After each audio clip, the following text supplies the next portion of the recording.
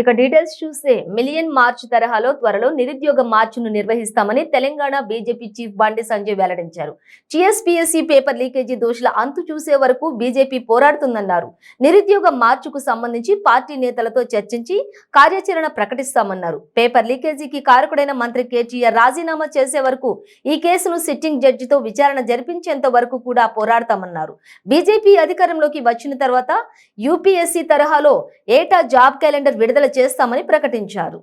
ఒక మంచి ఆలోచనతోని మంచి సమాజ నిర్మాణం కోసం అందరం కలిసికట్టుగా ముందుకు పోయేటువంటి ఒక మంచి ఆలోచన అందరికీ రావాలని చెప్పి మీరు అనుకున్నటువంటి మంచి లక్ష్యాలను చేరుకోవాలని చెప్పి మీ కష్టాలు తొలగిపోవాలి, సుఖ సంతోషాలతో మీ నిత్య జీవితం గడవాలని చెప్పి మనస్ఫూర్తిగా నిండు అమ్మవారిని తలుచుకుంటూ అమ్మవారిని వేడుకుంటూ నిండు నూరేళ్లు ఆయురారోగ్యాలతో ఒక సంస్కారవంతమైన జీవితం మీరు మీ కుటుంబాలు గడపాలని చెప్పి అందరూ సంతోషంగా ఉండాలని చెప్పి ఈ శుభకృతమ సంవత్సరం తప్పకుండా మంచి జరగాలని చెప్పి మనస్ఫూర్తిగా విజ్ఞప్తి చేస్తూ మీ అందరికీ అమ్మవారి ఆశీర్వాదం ఉందని చెప్పి తెలియజేస్తూ మరొకసారి ఉగాది పర్వదిన సందర్భంగా అందరికీ శుభాకాంక్షలు.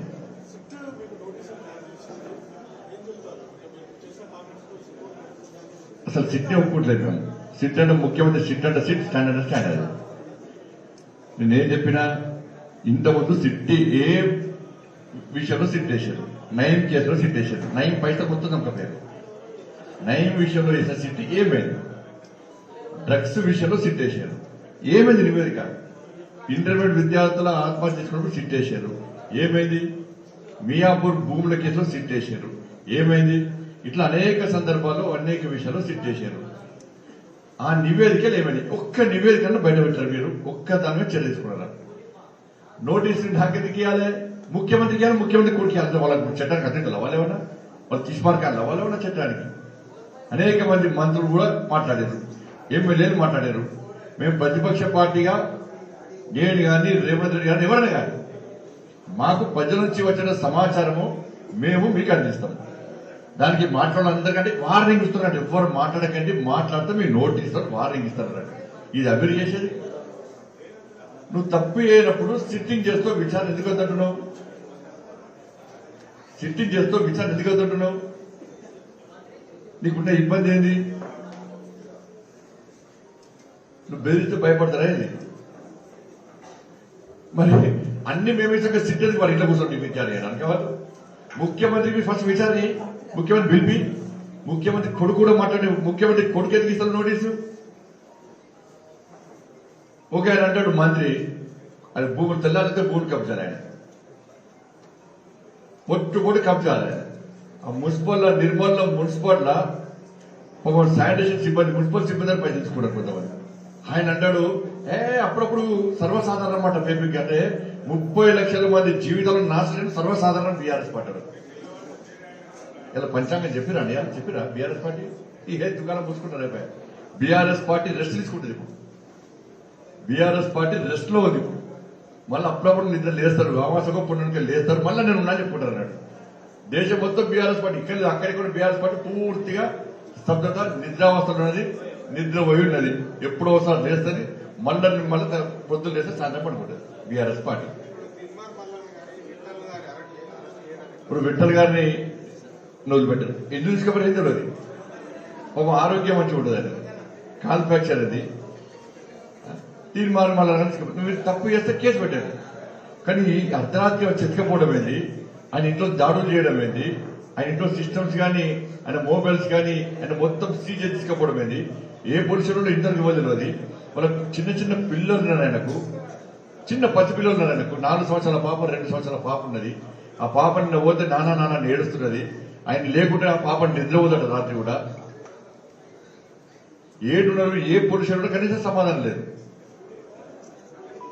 వారిని కూడా అరెస్ట్ చేశారు. మన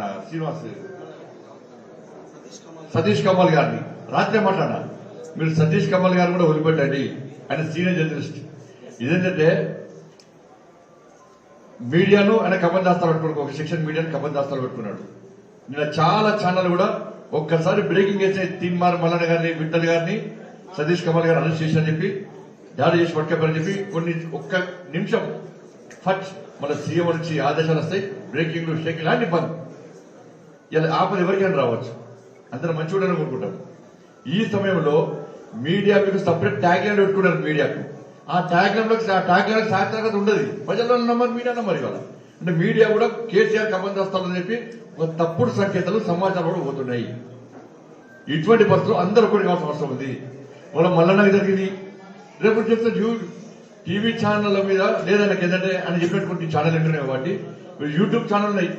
ఇవాళ దాడులు చేస్తారు. పక్క నిర్బంధం స్టార్ట్ అయింది. ఇవాళ నిర్బంధం స్టార్ట్ అయింది, రాచరికం స్టార్ట్ అయింది. ఆ ఎమర్జెన్సీ ఈ రోజు స్టార్ట్ అయింది. ఇప్పుడు ఇక డౌన్ ఫాల్ కేసీఆర్ మూడింది.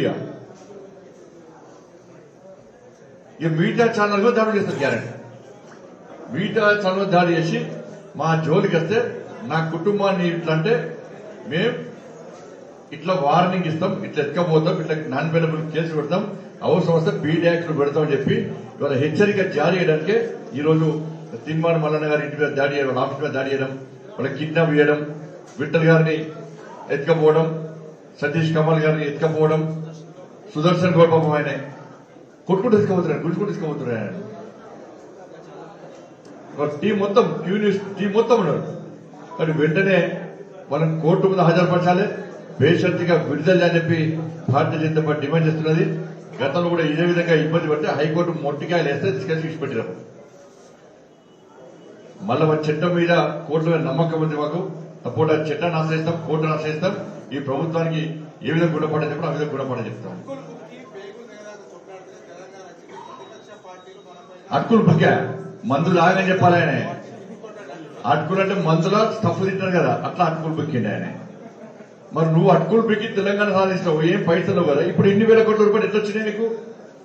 నీ బిడ్డ తీసుకుపోయి ఢిల్లీలో పెట్టుబడి పెట్టడానికి ఇన్ని పైసలు ఎక్కడి వచ్చినాయి?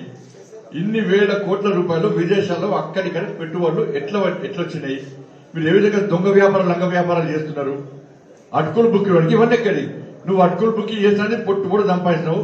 ఇప్పుడు అటుకులు కూడా లేని పరిస్థితి తెలంగాణ రాష్ట్రంలో, తిండికి లేని పరిస్థితి. ఎందుకు ఇలా పిచ్చ బతికేది ప్రజల పరిస్థితి? ఇలా ఒక 30 లక్షల మంది భవిష్యత్తు నాశనం అవుతుంది.